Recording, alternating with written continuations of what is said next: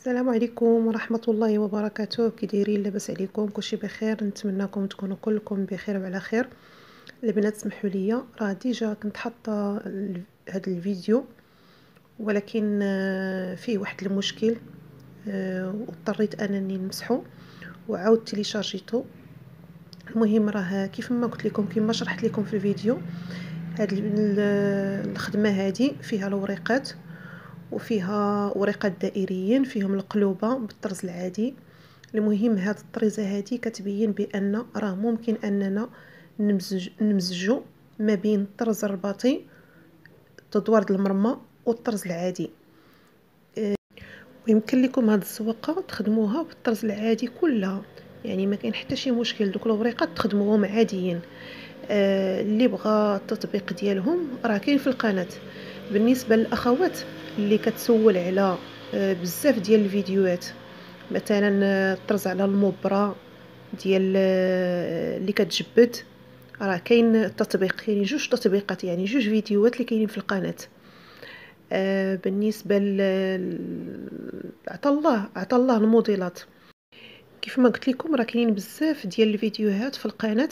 كتكليكيو على الاسم ديال القناه وكتطلعوا الفوق، كتلقاو فيديوهات وكتلقاو منتدى، كتلقاو قوائم التشغيل، كتوركوا على الفيديوهات. ملي كتوركوا عليهم راه كيطلعوا لكم جميع الفيديوهات اللي عندي في القناه. كتبقاو كتطلعوا البنات بصبعكم. البنات اللي اول مره غادي يدخلوا للقناه عندي، المهم راه فيهم بزاف ديال كيف ما قلت لكم بزاف ديال التطبيقات. فيهم ليزار صغير، فيهم جليلبات، فيهم قنيضرات، فيهم بزاف ديال التطبيقات. وكنتمنى البنات الله يحفظكم تفرجوا في الفيديو من الاول حتى الاخير، لان فيه بزاف ديال المعلومات. والفيديو راه كيكون قصير، يعني راه ما كيكونش طويل، لان بزاف ديال الاخوات كنحط الفيديو كنشرح فيه بزاف ديال الشرح، ولكن في الاخير كنلقاهم كيسولوا بعض الاسئله وانا شارحاها في الفيديو. كنتمنى البنات تبارطاجيو الفيديو باش تعمل فائده، وان شاء الله الرحمن الرحيم موعدنا مع فيديو اخر ان شاء الله. وكيف ما قلت لكم راه غادي ندير لايف ان شاء الله، وغادي نعلمكم اكيد.